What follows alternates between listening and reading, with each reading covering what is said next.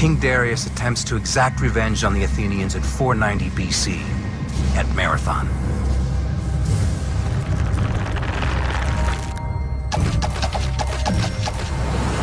But so far, the Athenians have survived a massive Persian missile attack.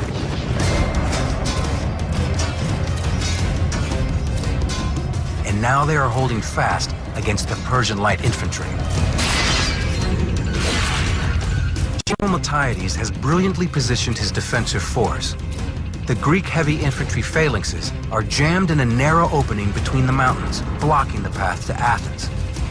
The Persians had chosen the battlefield, okay, by landing at Marathon, but the Athenians had chosen the terrain by using it to maximum advantage. And it's an old trick. But an effective one, as the Persian light infantry doesn't even dent the Athenian wall.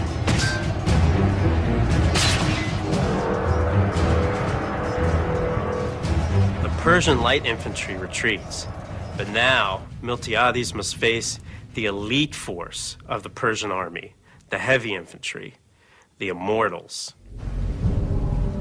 The legendary Immortals are the stormtroopers of the Persian Empire. Faceless, they march into battle in complete silence. They are the Athenians' worst nightmare. In addition to their brutal killing ability, the presence of the Immortals forces Miltiades to change his tactics. Miltiades, although he has prepared the battlefield expertly and to give him every advantage, still suffers from a great disadvantage. And that is the area in which he occupies, although it's relatively narrow, okay, is still wider than he has sufficient troops to cover. What he does is he weakens his center and moves the additional troops out. So that when you look at the deployment of the Athenian force, you're looking at a force that is relatively thin in the center, but has heavy phalanxes on either side. Weakening the center of his phalanx is a huge gamble. But then Miltiades rolls the dice again. He advances his line out of the protective valley. If he stays where he is, he knows that when the center gets hit, it's going to flex in. The problem when it flexes in, if he stays where he is there's not enough room for his heavy phalanxes on the end to maneuver inward. There's not enough room. They're jammed up against the terrain. So he has a very, very delicate tactical problem, and it's this. Miltiades must move his troops far enough to be able to extend his line so the phalanxes can maneuver. The trick is, how far can Miltiades move out from the valley? If he doesn't come out far enough, his flanks can't maneuver. If he comes out too far, the Persians can get around his flanks and surround him. And remember, all this is happening on the fly. Miltiades won't know how far is too far until it happens. The Immortals close in. Miltiades needs to make his move. He orders his troops to redeploy. Herodotus tells us that Marathon is the first time the Greek hoplites ever ran into battle. And the reason they'd never done it before is that it's exhausting. The Greeks wear all this heavy armor and carry long spears. So running just wastes a lot of energy. The other problem with running is the tight phalanx formation itself. Their strength lies in their unit cohesion. If that breaks apart as they advance, they're immediately vulnerable. My guess is that Herodotus is describing a redeployment at the run, not a movement to contact at the run. At a given signal, everybody moved as close to format as they could, moved out to 200 yards, stopped, and then reformed very quickly, so that by the time actual contact occurred with the Persians, okay, the units were once more disciplined, ranks were dressed, ready to receive the charge.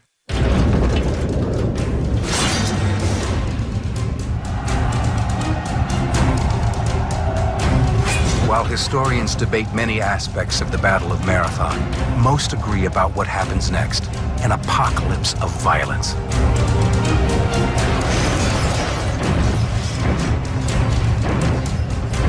armies collide in a horrifying maelstrom of bronze and blood.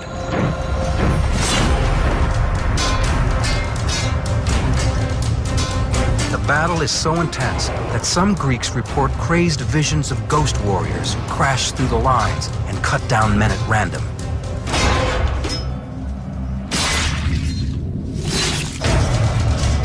But the reality is just as terrifying. The Persians surge forward and the Athenians are beaten back. The weak center can't withstand the Persian attack. It's about to break. It's getting pushed back, back, back towards the valley. The hoplite dam is about to burst, and it looks like Athens is doomed. Miltiades' center is on the brink of collapse, but at the flanks, it's a different story. The normal tactics for the Persian infantry would have been to put the strongest units in the middle and the weaker units on the wings. This is because the wings are usually supported by cavalry. Now Miltiades would know this, and it may be why he bolsters his own forces on the flanks. With the Persian cavalry rendered ineffective by the terrain, the Athenians are able to chop down the weakened Persian flanks. The center of the Athenian line continues to be pushed back, while the flanks hold strong. And Herodotus tells us that just before the center broke, they were rallied by their officers to find new courage and actually counterattacked.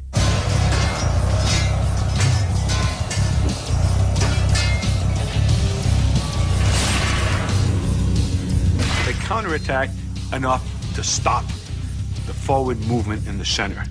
And at that point, the heavy phalanxes on the wings, bang, closed in on the side. Took them in the flanks, literally had them in the V, and literally slaughtered them. In a daring stroke of military brilliance, Miltiades has completely turned the tables on the Persians.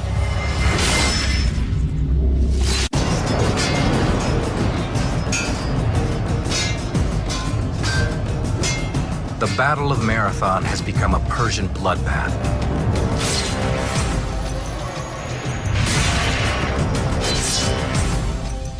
While keeping his flanks anchored, the Athenian general Miltiades has pulled the center of his line back, drawing the Persian infantry into a death trap.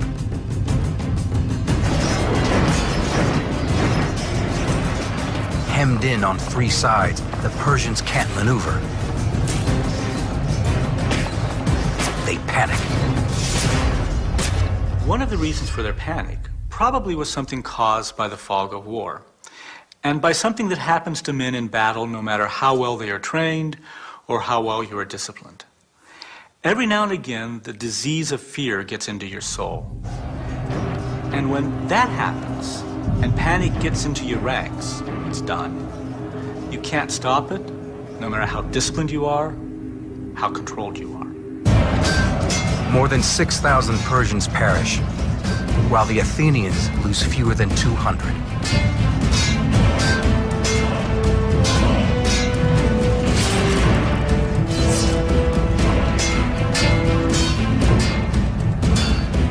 Among the Athenian dead, however, is Callimachus, whose tie-breaking vote pushed the Athenians into battle.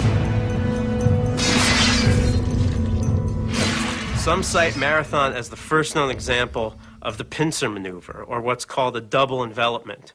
But this isn't truly the case because Miltiades only uses one force, so he does not completely envelop the enemy. The Persians still have an avenue of retreat.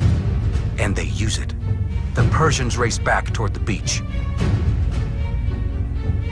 Some say the Athenians immediately chased the Persians back to their ships, but this is pretty unlikely since the Athenians would be completely exhausted at this point. What likely happened is Miltiades and his men rested until they were able to go back on the offensive. It took a considerable time for the Persians to try to grab what's left, their wounded, their horses, and put them try to get them on the boats. It might have taken, several hours, 8 to 10 hours.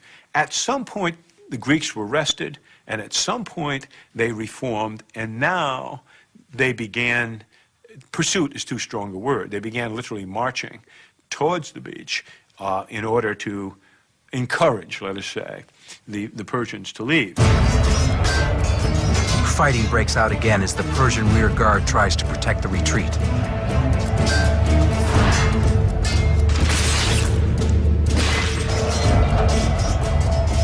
Athenians butcher them and capture 7 of the fleeting boats.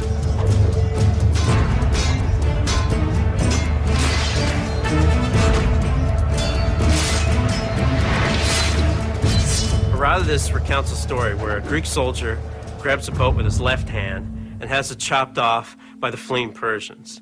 Undaunted, he grabs the boat with his right hand. It also gets chopped off. So the Greek soldier bites the boat and tries to hold it on the beach with his teeth.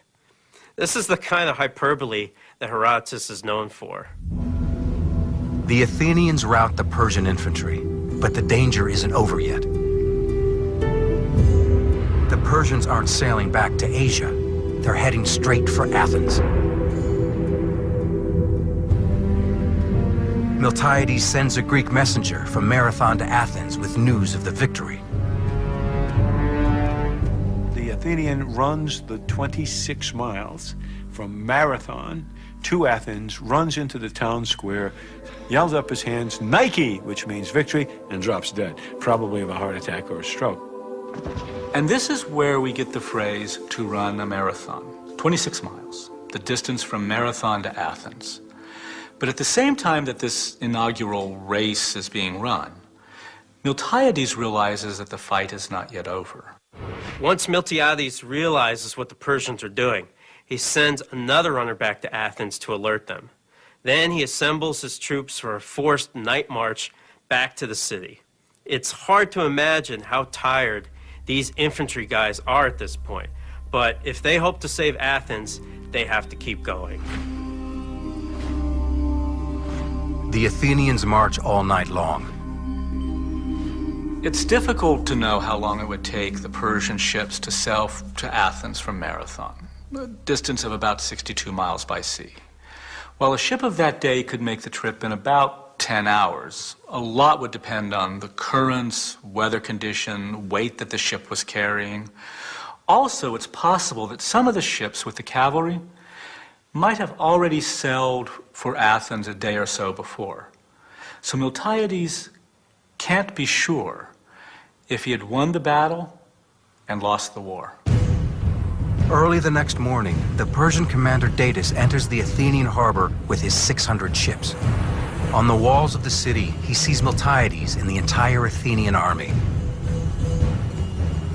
Darius takes one look at this, understands the difficulties involved of carrying out an opposed amphibious landing, decides better of it, turns to the coxswain, turn the boat around. The fleet turns around and sails back to Persia. And Athens remains free. As the Persians sail away, the Athenian infantry can finally celebrate their amazing victory at Marathon. To commemorate the victory, the Athenians build one of the most iconic buildings in human history, the Parthenon, a massive temple to the goddess Athena. Carved into the wall of the Parthenon are 192 figures, one for each of the Athenians slain at Marathon. After the defeat at Marathon, Darius returns to the court of King Darius. Some suggest he's executed for his failure. And while there's no evidence for this, history never hears from Darius again. But what we do know is that Darius was furious. Furious because this pygmy little barbaric state has insulted the great empire of Persia yet again and got away with it. Darius swears in his mind that if he lives long enough, he will have his revenge on the Athenians. As it turns out, of course, he doesn't live long enough. Persian revenge for Marathon falls to Darius' son, Xerxes, who 40 years after Marathon personally travels to Greece to fulfill his father's wishes. This transmission of the desire for revenge against Athens sets up, 40 years later, one of the signature battles of Western military history, the last stand of the 300 at the pass of Thermopylae. At Thermopylae, the great Spartan commander Leonidas uses the same tactics against the Persians that Miltiades did nearly half a century earlier at Marathon. Marathon itself is one of those moments that is defining in Western history. In fact, it defines what it is to be Western and Greek over against Persian and Eastern. It's not the end of the story. In fact, it's just the beginning of the story. The Battle of Marathon tells the ancient world that Persia isn't invincible. The Immortals. The legendary Immortals are the stormtroopers of the Persian Empire. Faceless, they march into battle in complete silence. They are the Athenians' worst nightmare. In addition to their brutal killing ability, the presence of the Immortals forces Miltiades to change his tactics.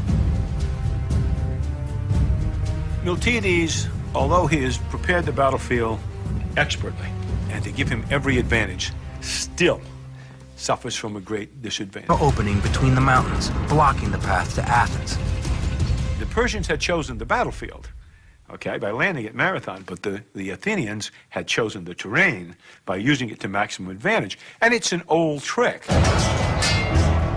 But an effective one, as the Persian light infantry doesn't even dent the Athenian wall.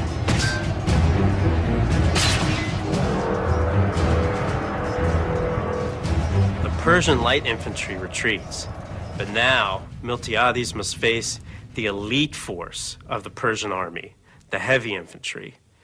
And that is the area in which he occupies, although it's relatively narrow, okay, is still wider than he has sufficient troops to cover. What he does is he weakens his center and moves the additional troops out. So that when you look at the deployment of the Athenian force, you're looking at a force that is relatively thin in the center, but has heavy phalanxes on either side. Weakening the center of his phalanx is a huge gamble. But then Miltiades rolls the dice again. He advances his line out of the protective valley. If he stays where he is, he knows that when the center gets hit, it's going to flex in. The problem when it flexes in, if he stays where he is there's not enough room for his heavy phalanxes on the end to maneuver inward. There's not enough room.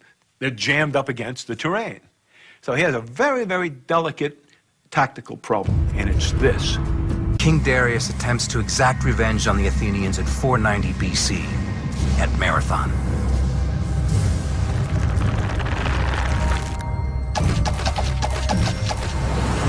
But so far, the Athenians have survived a massive Persian missile attack.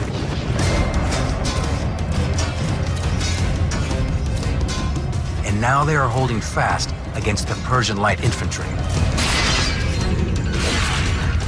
General Miltiades has brilliantly positioned his defensive force. The Greek heavy infantry phalanxes are jammed in a narrow